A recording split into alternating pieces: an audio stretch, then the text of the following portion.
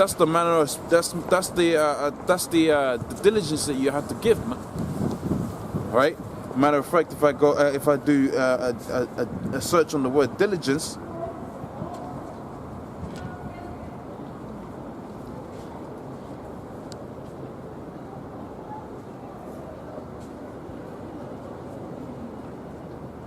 this is the book of 2 Peter 1 and 10. It says, "Wherefore, rather, brethren, give diligence to make your calling and election sure." Right? For if ye do these things, you shall never fall, man. So you got these dudes that be scoffing all that. But for the most part, they're the ones that fall out, because they never been off the truth. Right? That's not the scripture says. If they fall out of the truth, that's because they weren't off the truth, man. Right? Roughly paraphrasing. If they come forth from among us, that's because they weren't of us, man. Something to that effect. Right? Let me just read that again. It says, "Wherefore the rather, brethren, give diligence, to make your calling and election sure." Right? For if you do these things, you shall never fall. So you're in a state of constantly pushing this word. Right? Because you gotta be persistent, man. If you're really into something, man, if you're really about this word and all of that, man, about pushing the word of the Most High, man, you really gotta be in a state of always pushing this word, man, pushing up videos, reading up on the materials, man, coming out to the camp and all that, man. Right? Telling this man he's gonna be destroyed, right, by way of these thermonuclear fire from the Russians, right? Telling our people that they're gonna be destroyed if they don't get right. All right, and that's what the scriptures is alluding to right there, man. All right, let me jump back into the book of 2nd Ezra and continue on.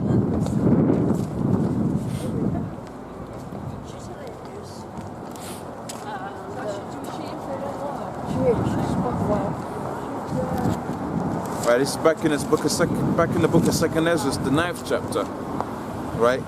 And he says, starting back where I left off, he says, "And he answered me," this is the first verse, "and he answered me and said, Measure thou the time diligently in itself, when thou seest part of the signs to pass, which I have told thee before, which I he brought up, man."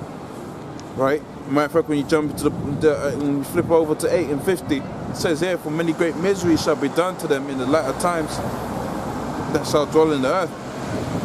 In fact, that's not the one I wanted. If I go to 2nd Ezra, the 15th chapter,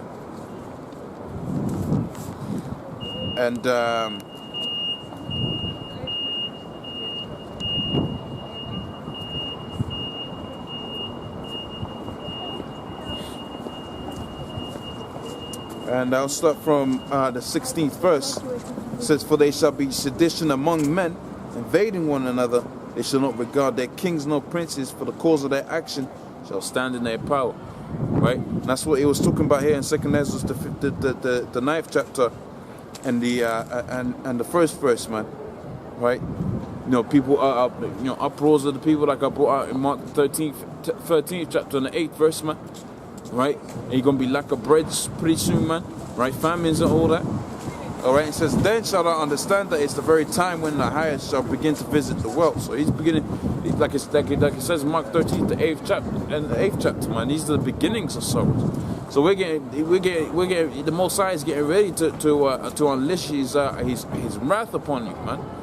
Right? He's getting ready to unleash it. He ain't even started yet, man. Right? It says, "Therefore, when they shall be seen earthquakes and uproars of the people in the world," it says, "Therefore, it shall be seen earthquakes and uproars of the people in the world. Then shall thou understand, right, what that the Most High spake of those things from the days before thee, even from the beginning," man. Right? And here's the proof of that in the book of Jeremiah.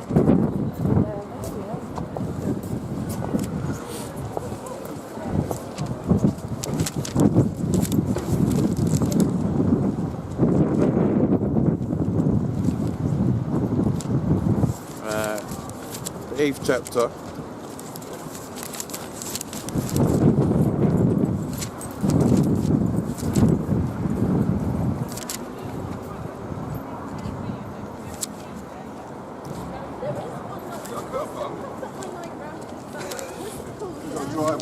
Hold on.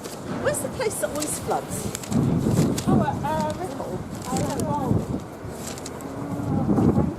Right, it's Jeremiah 28th chapter and the 8th verse. It says, the prophets which have before me and before thee of old prophesied both against many countries and against great kingdoms of war, of evil, and of pestilence. All right. So before Ezra, like the Most High was saying to him, right? We was not only prophesying about them kingdoms being destroyed. We was prophesying about the future kingdoms to be destroyed, right? Because after you had the Babylonians, right? You had the Medo-Persian Empire, and after that, you had the after the Medo-Persian Empire, you had the Greeks, and after that, you had the Romans, man. Right? From the time that the Babylonians was set up, man, you had the prophets, right, prophesying against that kingdom of war and of pestilence, and prophesying against the kingdoms that were going to get set up after, right up until the time that the Negroes, Hispanics, Native Americans were in power, man. Right? It says here, the prophets that have been before me and before thee of old prophesied both against many countries and against great kingdoms, right, of war and of evil and of pestilence. It says, the prophet which prophesieth of peace, when the word cometh to pass, then shall thou prophet be known, right, that the Lord hath truly sent him, right? And you got a lot of people that always, prophesying about peace and all of that, man. But ain't no peace coming, man. The scripture doesn't prescribe no peace gonna be coming, man. Right? The only peace that you're gonna get is when righteousness is established on the earth, man. Right? Before righteousness to be established, man, you gotta take the wicked out, man. And when the wicked is gonna be taken out by fire, man. Just like how you have rats infesting, in fact, that's a beautiful analogy to put it, man. Because you got them gutter rats right now that have infiltrated and they infested really the whole, the power seats as well. So you got rats around the throne right now, man. We're gonna have to smoke them out after they've been smoked out. That's when the righteous is gonna be having their kingdom set up, man. All right, and through the power of the Most High. Came back into 2nd Ezra, the 9th chapter, and the 4th verse. It says, then shalt thou well understand that the Most High spoke of these things from the days that were before thee. It says, even from the beginning. It says, for as all that is made in the world at the beginning, the end is manifest. So the times also of the highest have plain beginnings and wonders, and powerful effects, and endings, and endings in effects and signs. It says, and everyone that shall be saved, right, shall escape by the works, man. Right? And that's like the underlying topic, man. Right? Because you gotta have works, man. You gotta have faith and works, man. Right? But your faith is made manifest through the works that you put in, man. Right? Like I brought out the scripture, you gotta give diligence to come out here, right? In season and out of season, right? Whether it suits you or not, man. Right? In the book of Ezekiel, man, it tells you to set up a mark, right, of all the men that sigh and cry, of all the abominations thereof, man. So you have clear-cut instructions, man, right, to come out here and push this truth, right? In fact, let me go to the book of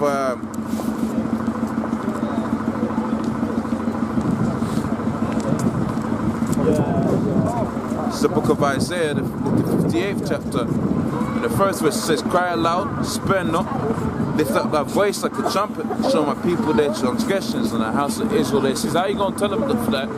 How are you going to reach the masses, right, sitting on your couch and right, just chilling in your house, so to speak, man? That ain't going to happen, man. All right? Let me jump to the book of Matthew.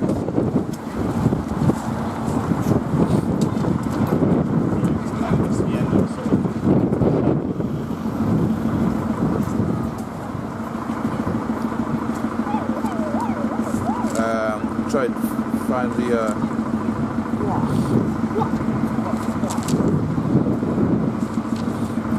precept I'm looking for.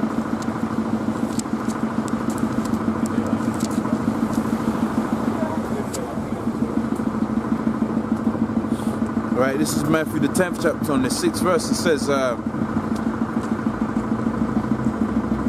I'll start from the first verse. It says, these 12, right, Yahweh sent forth and commanded them, saying, go not into the ways of the way of the Gentiles, right? Go or any and into any city of the Samaritans enter ye not, but go rather to the lost sheep of the house of Israel, man. So the Most High is has it to way right there, man.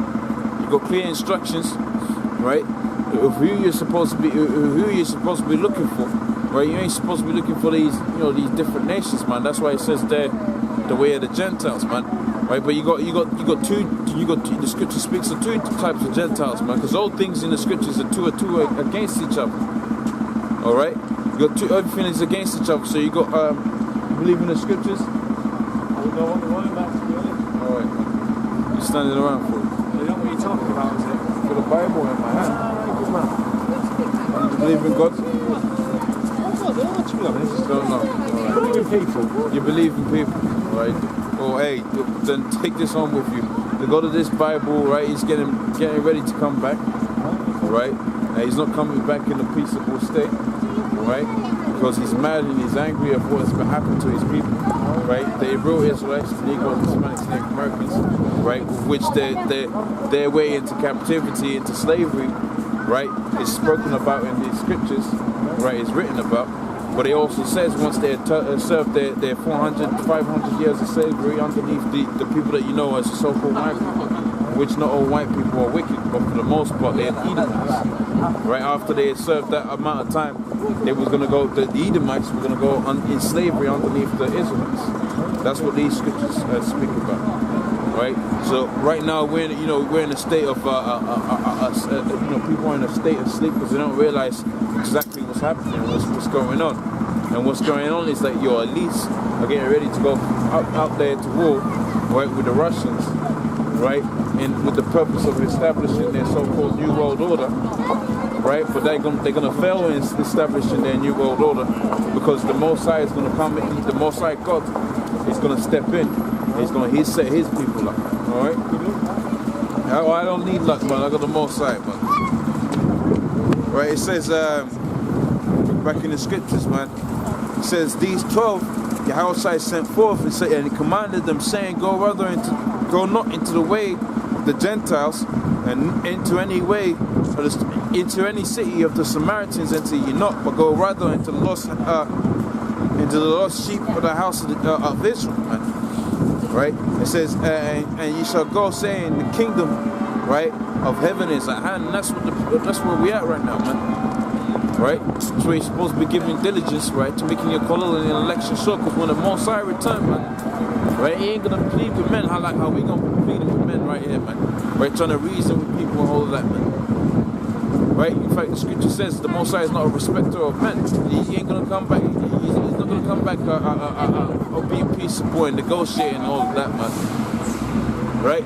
In fact, when you go into the book of Proverbs, the first chapter, right, the scripture says he's not gonna, people gonna be calling upon the name of the Lord in that day, right? All of the people that go, if they're off Israel to start first and foremost, because you got a lot of people that come out here, right, and they talk because they just want to, because they're lonely, man. They just want a conversation, man. But they're living their white-ass lives. Right, but off the house of Israel, man, the people that walk past and they don't take heed to the word of the Lord, man. Right, in the day of in the day of their trouble, man, they're gonna remember the Lord, all right. Right, but the Most High is gonna have it to where they're gonna be, they ain't gonna, they ain't gonna wake up in time, man. In fact, the book of Isaiah says it best. It says, "How long, O Lord?" Right, and he says the response that Isaiah got was to the pretty much the effect of the cities be laid waste, man. Right? That's how long it's going to take you Negroes, Hispanics, Native Americans to wake up, man. You ain't going to wake up, right, until you get to the other side. But that's the beauty of it, man. Right? Like how it says in the book of Isaiah, the 14th chapter, man. Right? For the Most High will have mercy upon all Israel, man. Right? That's the beauty of it. Even the two-thirds of our people that are gonna be destroyed, man. They're still gonna make it on the other side, man. They're still gonna have their own peace and all of that, but they ain't gonna be famous, man. Right? Like how the elect of the Most High is gonna be, when of which I hope I'll be of the elect of the Most High, man. Right? They ain't gonna be famous like that when we get into the kingdom. Right? Now there's one more piece of that I wanted to get in the book of Matthew. Right? Speaking on the fact of you're supposed to be coming out here and pushing the word, man. Alright? I might have to do a search on it. But certainly you're supposed to be coming out and telling these people about their wickedness, man. Alright? Hey Benjamin. What's up, man?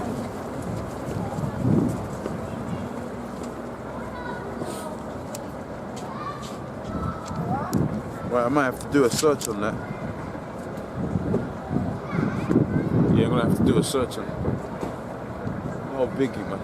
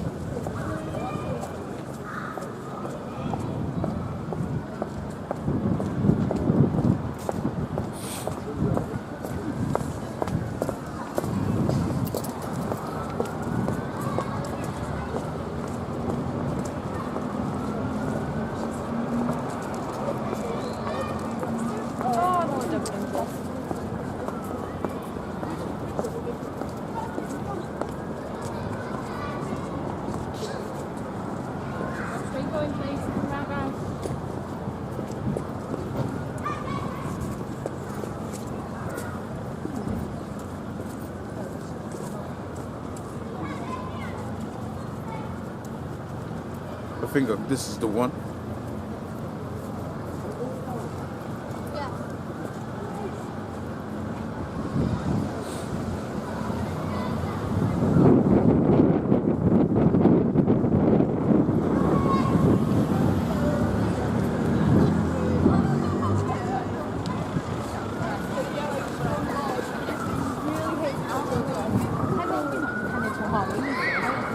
No, that ain't the one. You know, I think it's a scripture. Should know this one off the top of my head, but I'll find it in a second and I'll just bring that out quick. But it lets you know, man, how you're supposed to be, you know, getting the elect, man. How you're supposed to be pushing this word, man. Right? Regardless of how you feel and all of that, man. Right?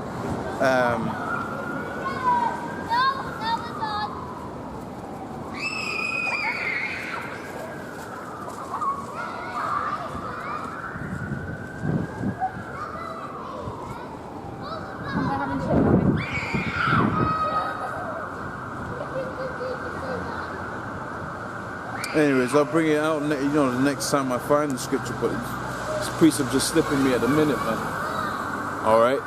But carrying on with what I had in the book of 2nd Ezra, the 9th chapter, it says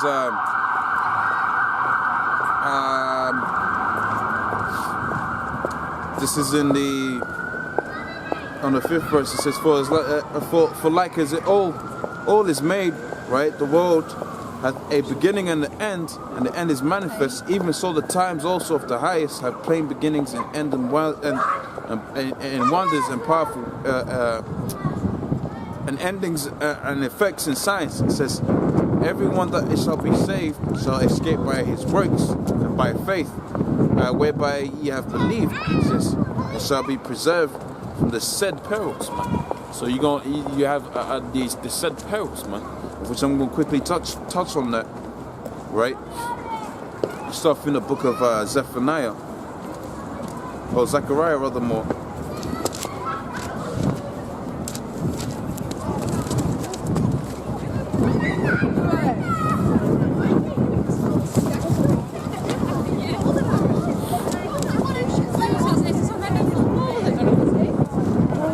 Right, this is something up in Zechariah, the 14th chapter, and the 12th verse.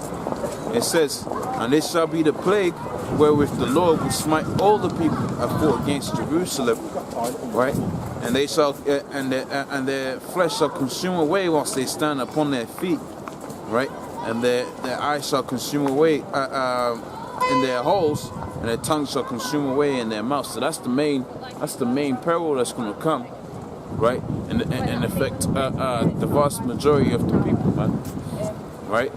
And that's gonna be those ICBMs, man, those intercontinental ballistic missiles. They're going into the book of Isaiah the 13th chapter. Right?